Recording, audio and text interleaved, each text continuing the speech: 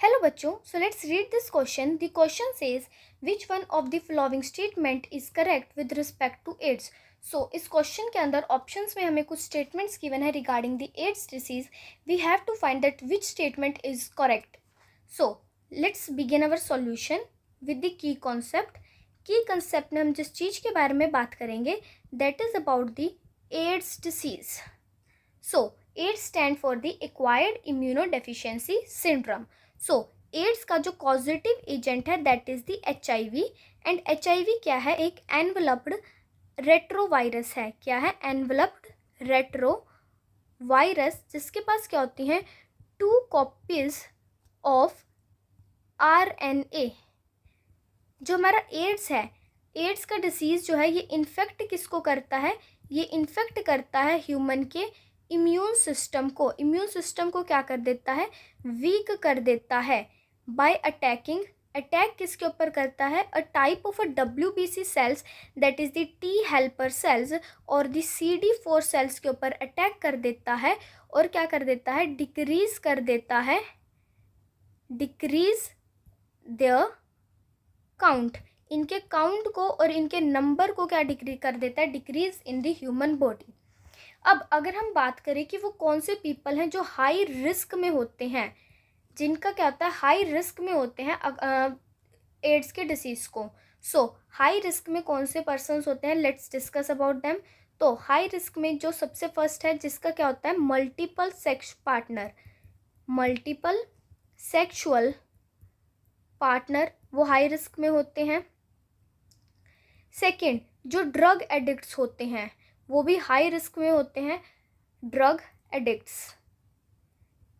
Third, जो person क्या करते हैं? Multiple blood transfusion. Multiple blood transfusion.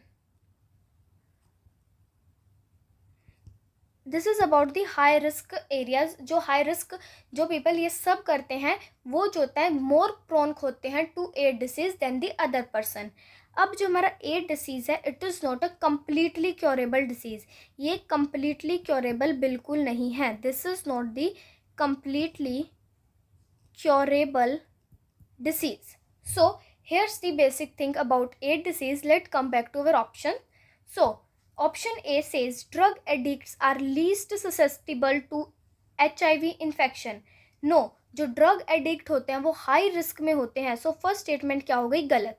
Second statement बोल रही है aid patient are being fully cured % with proper care and nutrition. उसने बोल दिया कि एड का डिसीज जो है कम्प्लीटली क्योरेबल है. जो स्टेटमेंट रॉन्ग है.